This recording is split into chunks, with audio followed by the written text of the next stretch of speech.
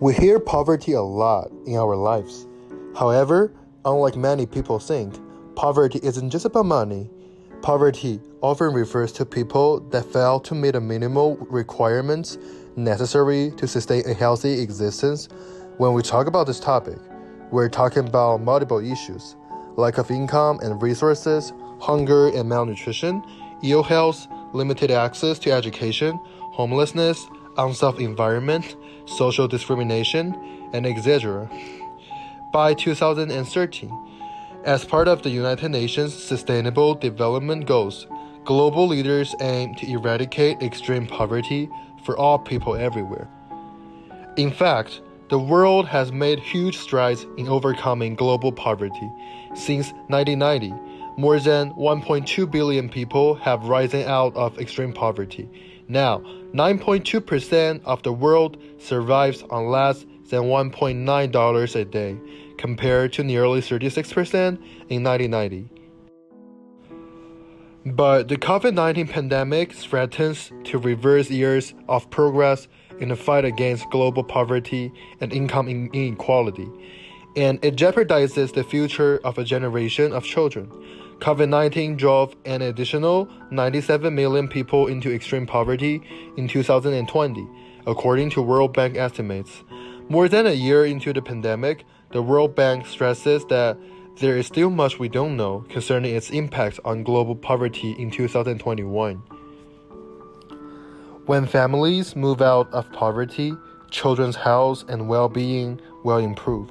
Since 1990, the number of children under the age of 5 dying, mostly from preventable causes such as poverty, hunger, and disease, is less than half of what it was, dropping from about 34,200 a day to over 40,200.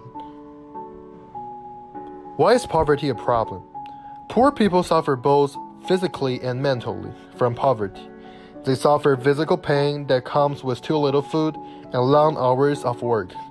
Emotional pain stemming from the daily humiliation of dependency and lack of power, and the moral pain from being forced to make inconceivable choices, such as whether to pay to save the life of an ill family member or to use the money to feed their children.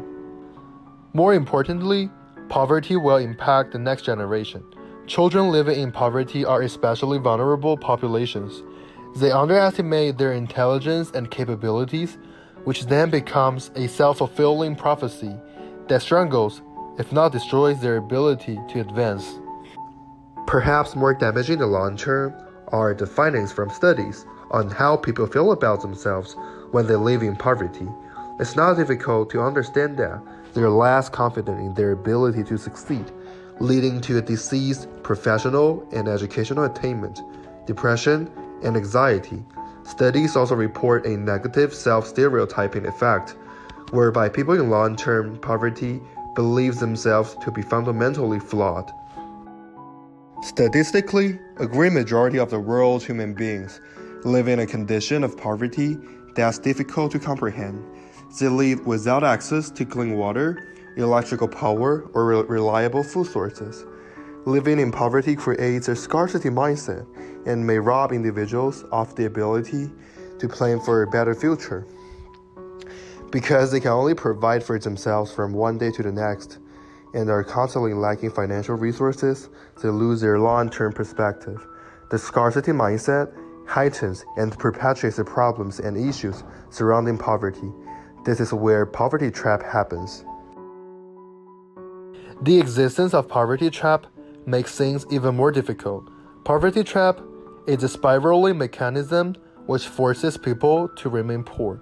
It is so binding in itself that it doesn't allow the poor people to escape it. Poverty trap generally happens in developing and underdeveloping countries, and is caused by a lack of capital and credit to people.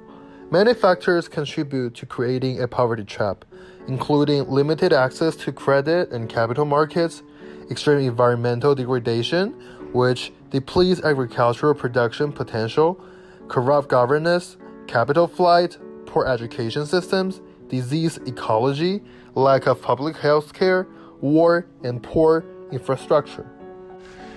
In order to escape the poverty trap, It is argued that individuals in poverty must be given sufficient aid so that they can acquire the critical mass of capital necessary to raise themselves out of poverty. This theory of poverty helps to explain why certain aid programs that do not provide a high enough level of support may be ineffective at raising individuals from poverty. If those in poverty do not acquire the critical mass of capital, then they will simply remain dependent on aid indefinitely and regress if aid is ended. Scholar Abhijit Banerjee and Esther Duflo of MIT and Michael Kramer of Harvard have devoted more than 20 years of economic research to alleviate poverty.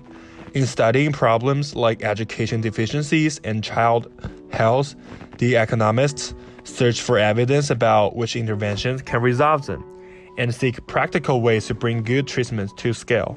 In 2019, they won a Nobel Prize in Economics for their experimental approach to alleviating global poverty.